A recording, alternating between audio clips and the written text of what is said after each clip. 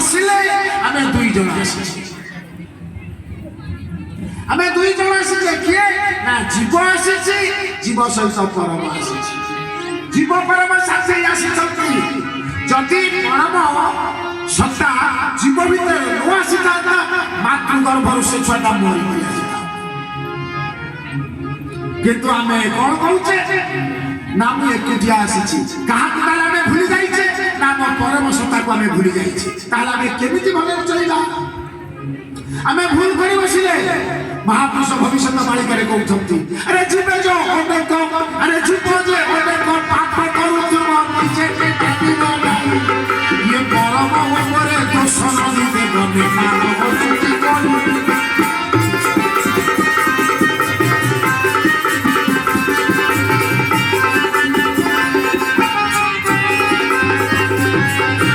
ଆରେ ଜୀବ ସବୁ କିଛି ଭୁଲ କରିବ ତମେ ଭାଗବତ ପଢିଛ ଏ ଶରୀର ଦେହଧାରୀ ଆସିଛନ୍ତି ଦୁଇ ଜଣ ଜଣେ ଭୁଜେନି ଆଉ ଜଣେ ଭୁଜେ ଯିଏ ନ ଭୁଜେ ସିଏ ଅମର ଯିଏ ଭୁଜେ ତାକୁ ଅନେକ ବ୍ୟାଧି କାଳ ବା ମୃତ୍ୟୁ ଗ୍ରାସ ସେ କି ନା ଜୀବ ତାର କରେ ଭୋଜନ କରେ ତାକୁ ଅନେକ ବ୍ୟାଧି ଅଛି ତାର ମୃତ୍ୟୁ ଅଛି ଜୀବ ପରମ ସାକ୍ଷୀ ରୂପରେ କିଛି ଭୋଜନ କରେ ନା ଆତ୍ମା କେବେ ଭୋଜନ କରେ ନାହିଁ କିନ୍ତୁ ଏ ମନ କଣ କରେ କିଏ କୁକୁଡ଼ା ଖାଇଲା କିଏ ମଦ ଖାଇଲା କିଏ ମାଛ ଖାଇଲା ମାଂସ ଖାଇଲା ଆରେ ତୁ କାହିଁ ଏଗୁଡ଼ା ଖାଉଛୁ ନା ମୋ ଆତ୍ମା କହୁଛି ଖାଇବା ବୁଝିଛ ଆତ୍ମା କହିଛି ଖାଇବା ଏ ତୋ ମନ କହିଲା ଖାଇବ ତୁ ଆତ୍ମା ଉପରେ ନଦୀ ଦେଲି ତେଣୁ ମହାପୁରୁଷ କହିଛନ୍ତି ଏ ପାପ ଗୋଟେ ଜୀବ ତଳି ପାପ ବିରୋଧ କରିବ ଆତ୍ମାରେ ଯେ ଦୋଷ ରାକ୍ଷସ ସେ ଜନ୍ମ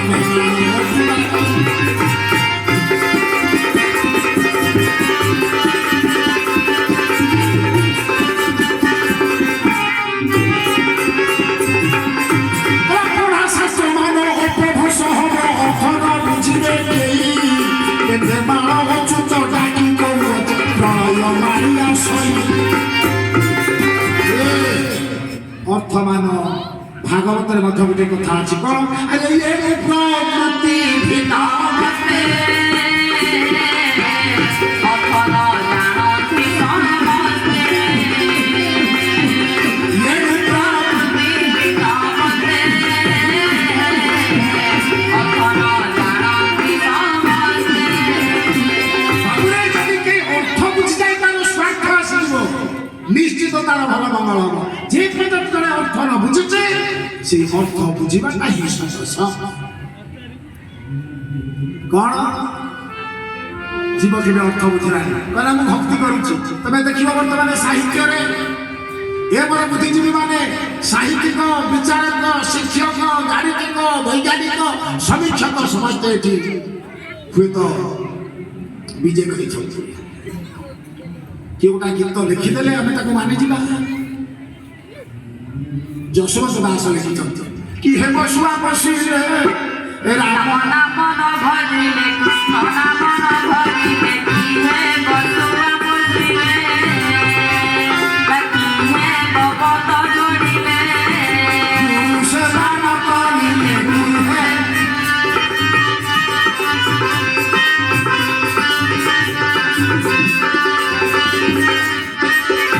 ଯଶୋବନ୍ତ ଦାସ କହିଲେ କି ହେବ ଶୁଆ ବସିଲେ রাম রাম নাম ভজিলে কি হবে শুনা বুঝিলে কি হবে পদ যোড়িলে গুরু সেবা ন করিলে বাবুরে ওটা পদ পড়িছি দেখো যতটি যতি মরিব আর যেতে কহিব মলি মলি আখিরে পুরাইব বালি বাবুরে পদ পড়িলা যতি পড়িলা অর্থ সামঞ্জস্য বিধান রইলা যেতে কহিব রক্ষা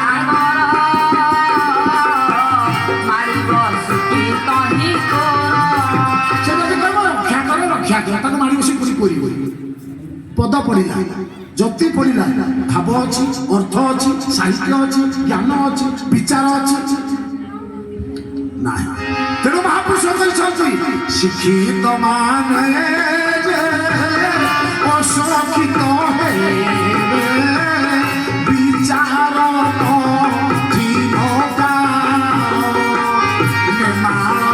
চুতি তাকি কহু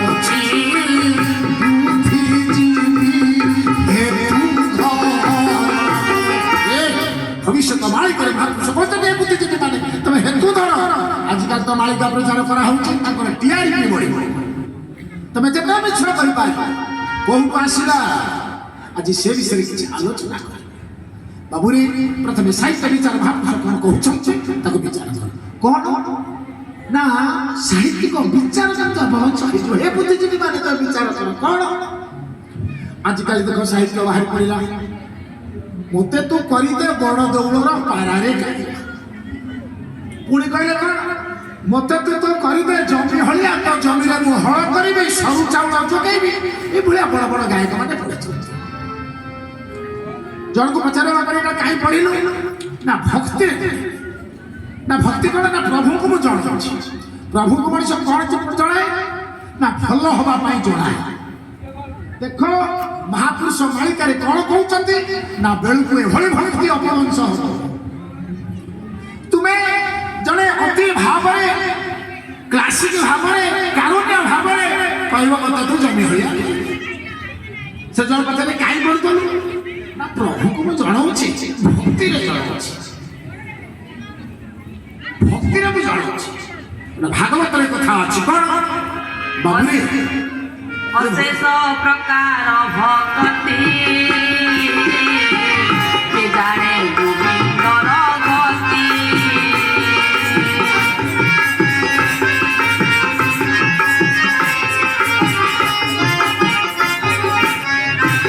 ଅଶେଷ ପ୍ରକାର ଭକ୍ତି ଯଦି ଗୋବିନ୍ଦର ଗତି କଥା କେନ ଜାଣିଛନ୍ତି କଣ ମୂଲ୍ୟ ଅଛି ଭକ୍ତିରେ ପ୍ରୀତି ନାହିଁ ଯାର ସେ କାହୁ ଜାଣେ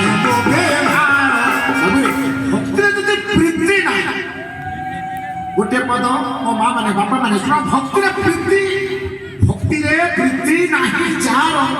ସେ କାହୁ ଜାଣେ ମୋ ବ୍ୟବହାର ଭଗବାନଙ୍କର ଯୋଉ ବିଚାର ସେଟା ସେ କାହିଁ ଜାଣିବ ଦେଖ ଏଇଠି କଥାଟା କଣ ହେଇଛି ମହାପୁରୁଷଙ୍କ ଭକ୍ତିର କଥା ହେଉଛି ସତ୍ସଙ୍ଗର କଥା ଆମେ ସତଟା କଣ ଜାଣିବା ଆଳୁକୁଟି ମାଳୁକୁଟି ପୁରାଣ କହିବା ଲୋକ ବୁଝିପାରୁନଥିବେ କିଛି କରୁଥିବେ ବୋଲି କଣ ଅଛି ଆମେ ମଧ୍ୟ ପଢ଼ାପଢ଼ି କିନ୍ତୁ ପିଲାବେଳେ କରୁଥିଲୁ ଯାହା କହିବ ତା ଗାଇବେ କିନ୍ତୁ ସତ୍ସଙ୍ଗ ତା ନାହିଁ କିନ୍ତୁ ଆମେ କହିଥାଉ କାଳିଆରେ ମଧ୍ୟ ତୁ ଜମି ହଳିଆ କରିଦେ ପାରାଟିଏ କରିଦେ ଏଭଳିଆ କରିଥାଉ କିନ୍ତୁ ଭାଗବତ କଣ କହିଛନ୍ତି ଦେଖନ୍ତୁ ଅନେକ ଜନ୍ମ ତପ ଫଳେ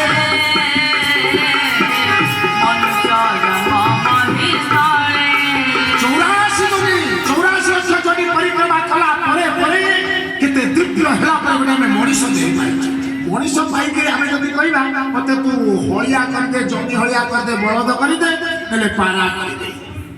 ଆପଣ ମାନେ ବିଚାର ମହାପୁରୁଷ ମାନେ କଣ କହିଲେ ଆରେ ତୁ ହବ ମାନବ ନହି ସ୍ୱଭାବେ ପଶୁ ପ୍ରାୟ ପଶୁ କରି ହବ ମନକୁ କରି ଚୁକ୍ତି କହିଲେ କଣ ଆରେ ସେ ଯେ ପଶୁ ହେଇକି ମଣିଷ ହେଇଗଲା ସେ ମଣିଷ ପୁଣି ହେଇଯିବ କଣ ପଶୁ କାହିଁକି ନା ତାର ପ୍ରକୃତି ଗୁଡାକ ହେଇଛି ତୁ ଭଲଟିଏ ହେଇଥିଲୁ କି ଜନ୍ମରେ କି ତପସ୍ୟା କରିଥିଲୁ ମଣିଷ ପୁଣି କହୁଛୁ ମତେ ପାରା କରିବେ ମତେ ଜମି ହଳିଆ କରିବେ ହଁ ତୁମରି ଭକ୍ତିଟା ହଉଛି ସତ୍ୟ ଭଗବାନ ଶୋଇ ପରେ ଧନରେ କରିକି ପାରା ଚାଲ ବଳଦ ହେଇକି ବିଲରେ ଖଟିବେ ତ ଭଲ ଲାଗିବ ତାହେଲେ ଚିନ୍ତା କରନ୍ତୁ ଆମେ କଣ କୁଆଡ଼କୁ ଯାଉଛେ ଏଣୁ ପ୍ରକୃତି ଭିନ୍ନ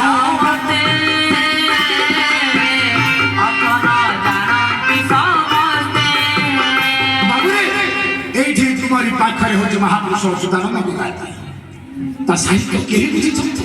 आमे बहुत थर अपील करिछु साहित्य को बुझो देखिबो बोले बही अरे पिला ए तो इटो